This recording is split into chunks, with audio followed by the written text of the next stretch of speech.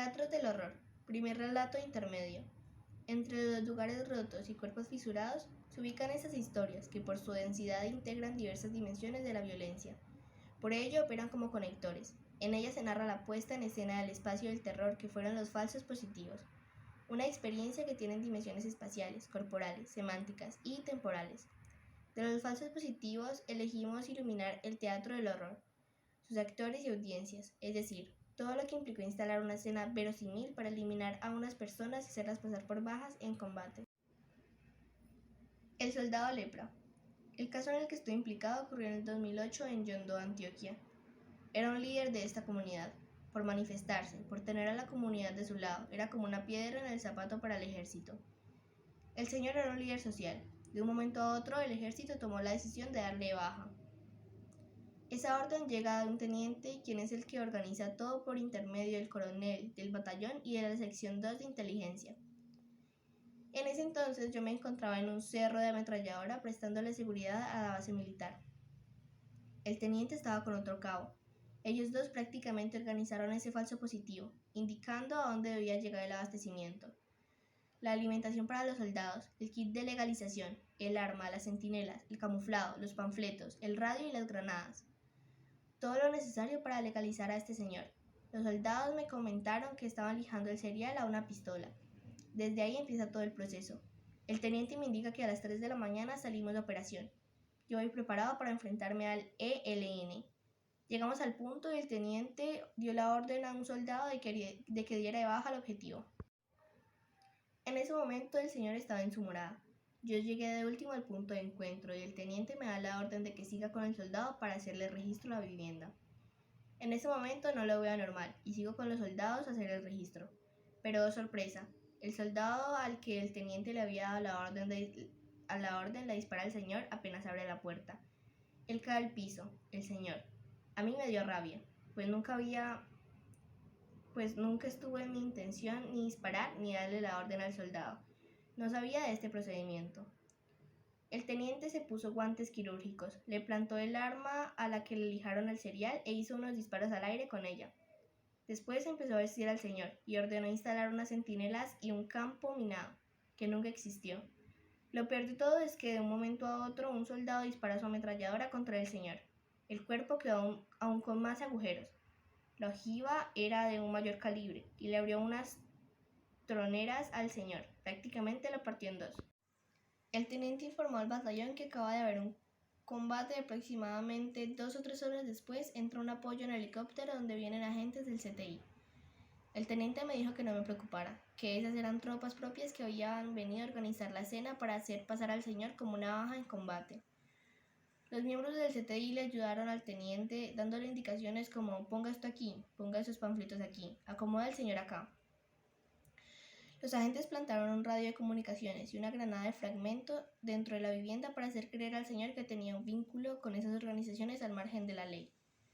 Ahí entró la población, que estaba ofendida por el asesinato de su líder social. Sacaron machete y no dejaron que el helicóptero sacara al señor. Entonces ese día, por seguridad del piloto, se decidió no llevar el cuerpo. Al día siguiente volvió el helicóptero para sacar el cuerpo. El guía, quien nos indicó la vivienda del señor, por temor a que la comunidad tomara represalias contra él, también fue sacado en helicóptero.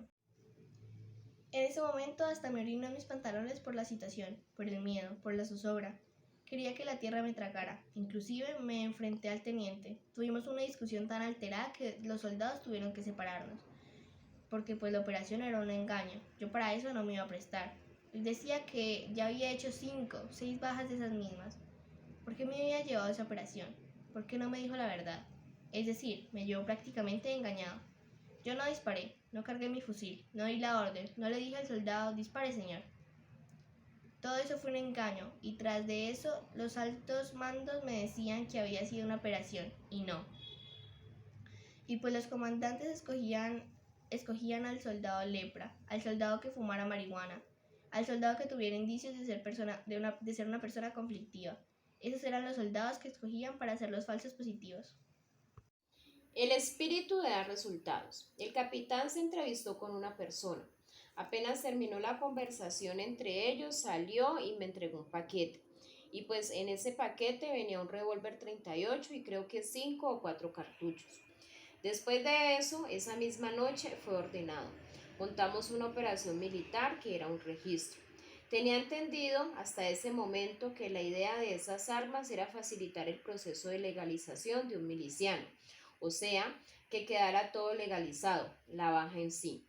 Si el miliciano no tenía material de guerra, entonces uno se veía inmerso en problemas judiciales, pues era un muerto sin armas. Entonces, en ese momento yo pensaba que el arma era para eso, que uno debía tenerla como, por así decirlo, como un comodín, una salvaguardia. Esa noche se ordenó una operación y cuando fuimos a iniciar me dijeron que hacia tal sector había un grupo grande de milicianos que tenían informaciones. Entonces me dijeron que iniciáramos, pero al momento de salir el capitán me dijo: usted mire si le encuentra dueño al arma, póngale dueño al arma. Y pues desafortunadamente yo no sé realmente qué estaba pensando en ese momento de mi vida. Creía que era lo mejor que podía haber hecho. Sí, puro egoísmo. Quería tener resultados para la carrera mía, porque no había hecho como tal los resultados en esa zona. Me había ido muy bien con tareas pequeñas, sin la necesidad de hacer nada, pero me dejé llevar. Ninguno de los soldados, ni el cabo, ni nadie fue capaz de decir: venga, no hagamos eso. Estábamos todos tan inmersos, uno se volvía ciego por el deseo de acertar, por el espíritu de dar resultados. En ese registro, al primer señor que pasó lo reportamos como una baja en combate. Asumo que el capitán era consciente totalmente de eso que se reportó. No sé hasta qué punto el comandante de la brigada estaba engañado. Asumo que también tenía conocimiento de eso. Toda la parte jurídica, todo el seguimiento lo hacían nuestros comandantes. Es difícil decir que ellos no tenían conocimiento, que fue a la espalda de ellos. Ellos eran los que nos daban el visto jurídico, por así decirlo. Tanto así que todo lo pagaban. Todo el pago de recompensas como tal. Hay una sección en cada unidad, que es la sección de inteligencia, y todo ese dinero uno lo centraliza por medio de ellos. Los dineros se manejan directamente. El comandante lo solicita a la sección de inteligencia y el de inteligencia hacía el trámite para que él los pudiera pagar. Esos pagos eran proporcionales al resultado. Ahí uno miraba qué valía más. Si dabas una baja en combate, valía 1.000.000 de pesos. Si era una baja en combate con fusil, 1.800.000. Si era un revólver, 1.300.000 pesos. Si era una captura con fusil, 800.000 pesos. Y así. Lo que más daba era la baja en combate o un uniforme. Podía ser 1.500.000, dependiendo de lo que fuera. Pero el premio como tal que obteníamos eran permisos. Decían: pelotón que de una baja, 15 días de permiso, que de 2 bajas, 20 días de permiso, 3 bajas, un mes. Usted no escuchaba: pelotón que capturara a alguien recibía 2 días de permiso. Si usted quería permiso para allá, daba una baja. Usted cuadraba una baja porque tenía que cuadrar unas vacaciones o alguna cosa. Eso se podía hacer divinamente. A mí de la baja que di, me dieron un permiso. En la operación aparecieron de un momento a otro a un supuesto personaje que andaba con nosotros en el momento. Lo aparecieron para darle un visto jurídico a eso. Él era el guía que nos había dado la información y que reconoció a la persona que lo indicó. Una persona que nunca anduvo con nosotros, pero lo metieron dentro de la investigación. Nunca conocí a ese guía, nunca lo vi. Entonces pasaba eso. No solo había falsos positivos de bajas en combate, sino que también había falsos positivos judiciales. Ellos, por medio de testigos falsos, no tenían nada que ver en las partes, los iban vinculando. Y se empezó a presentar esta forma de contrarrestar a los milicianos de esta manera. Se les daba de baja o se les colocaba algún armamento, alguna cosa para legalizarlos. Lecciones aprendidas. La primera vez que yo escuché hablar sobre falsos positivos Bueno, ese nombre de falsos positivos como tal salió en las noticias cuando las madres de Soacha destaparon todo. De ejecuciones extrajudiciales jamás había escuchado ese nombre, pero sí escuché el modus operandi. Por ejemplo, nosotros teníamos una asignatura en la escuela militar que se llamaba Casos Tácticos y consistía en contar sucesos de operaciones de combate donde el resultado, ya sea positivo o negativo, se considera que le puede aportar algo al cadente para que aprenda cómo otras personas han resuelto determinadas situaciones o cómo no se deben hacer las cosas. Luego esta asignatura cambió de nombre y se le colocó Lecciones Aprendidas. Y básicamente se dedicaba a cosas negativas que le habían pasado al ejército. Pero cuando los instructores iban a darnos clase, pues terminaban hablando de cosas que les pasaron a ellos. Entonces, esta asignatura básicamente consistía en que un capitán, un teniente, se paraba a contar experiencias de combate de su propia vida. Y en muchas ocasiones se nos contó cómo un capitán tuvo un combate y a los guerrilleros que le quedaban heridos los ejecutaba, porque no había que reportar capturas. Nos llegaron a explicar que si uno le dispara de muy cerca a una persona, los residuos de pólvora podrían determinar que fue sevicia o que fue ejecutado de una forma no convencional. Entonces los capitanes explicaban: usted póngale un costal o un trapo a la trompetilla del fusil para que cuando el disparo salga no le quede el tatuaje al guerrillero y así parezca que fue un disparo desde lejos. Nos llegaron a contar cosas como: cuando usted ejecute a un guerrillero, primero hágalo vestir y luego dispárele, porque si usted le dispara primero, lo mata y luego lo viste, los rotos en el uniforme no van a coincidir con el disparo que tiene.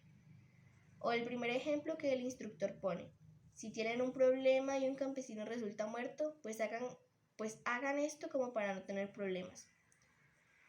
Entonces ellos hablaban de muchas veces, si uno andaba con su tropa y no sé, es que recuerdo incluso escuchar que en caso de que haya un accidente y muera un campesino, un civil, uno debe andar con armas no convencionales, con un fusil AK-47, con un camuflado además. Esto con la intención de ponerlo para legalizar esta muerte y presentarlo como un guerrillero. Ese era como el kit de legalización. Pero esto lo escuché desde la escuela militar, ni siquiera en el Bejarano. Esto lo sabíamos todos desde antes. Entonces prácticamente en esta asignatura se nos enseñó qué eran las ejecuciones extrajudiciales y cómo se realizaban. Como una rueda. Yo creo que eso es como las drogas.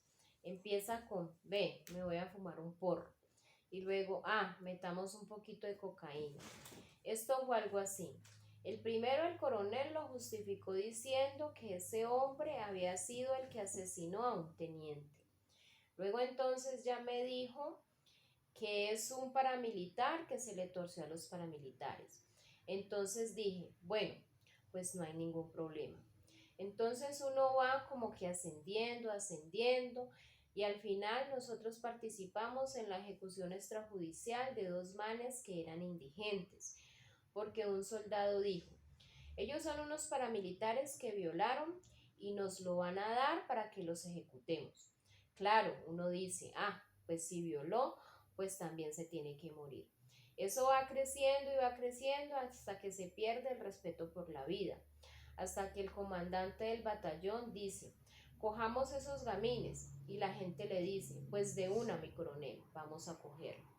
Pues es precisamente esa, no sé cómo decirlo, como denigración que sufre el ser humano a causa de la guerra, que llega a un punto en el que lo único que interesa es justificar el resultado. Todo se vuelve como una rueda, pero tampoco se le puede decir a todo el mundo que se está ejecutando únicamente a un habitante de calle. Por ejemplo, casos como el de las madres de Soacha. Los que los ejecutaban no sabían de dónde venían, ni sabían si eran habitantes de calle. Eso solo lo sabían los de inteligencia y el reclutador. Aunque bueno, yo ya siendo ayudante sí supe que la Brigada Móvil 11 cogió a algunos indigentes y muchachos jóvenes de otros sitios que fueron engañados con promesas de trabajo. La Brigada Móvil 11 traía a los muchachos de Medellín, claro, indigentes, muchachos que a lo mejor tenían un perfil que pudiera encajar en la guerrilla. Los traían de Medellín con la creencia de, si yo lo traigo de Medellín es para ejecutarlo en el Urabá. Y si yo lo cojo de Bogotá o de Soacha es para ejecutarlo en Ocaña, norte de Santander. ¿Quién lo va a preguntar si eso está lejos? Por ejemplo, yo no he visto ningún falso positivo de un muchacho que estudie en el EAFIT o en el externado o que sea un médico del bosque. Se cogían eran muchachos de una clase social más humilde, más baja y a lo mejor de pocos estudios o gente que estaba en la pobreza. Por tu silencio. Cuando yo comencé a protestar por la muerte del muchacho, no dejaron que se investigara. Yo les he hecho muchas protestas en todo el país porque a mi hijito me lo entregaron torturado. Tenía señales de estar amarrado de pies y manos. Hicieron cerrar el proceso. No han dejado que se investigue absolutamente nada y hasta el día de hoy ellos andan tapando eso. El 8 de octubre de 2016, a las 7 de la noche, me llamaron para decirme que a mi hijo lo habían matado en el combate en el Tarrá. Lo torturaron, lo volvieron nada. De ahí lo sacaron a una montaña y lo pusieron a caminar en una semicurva. El puntero le disparó y otro le disparó al puntero, para que no se supiera nada de la verdad. Él me llama a mí el 20 de septiembre de 2006, a las 8:38 de la mañana, y me dice: Papi, ¿cómo está? Lo llamo para decirle que tiene un nuevo nieto. Ana Marcela dio a luz, una niña muy linda. En diciembre voy para que la conozcas.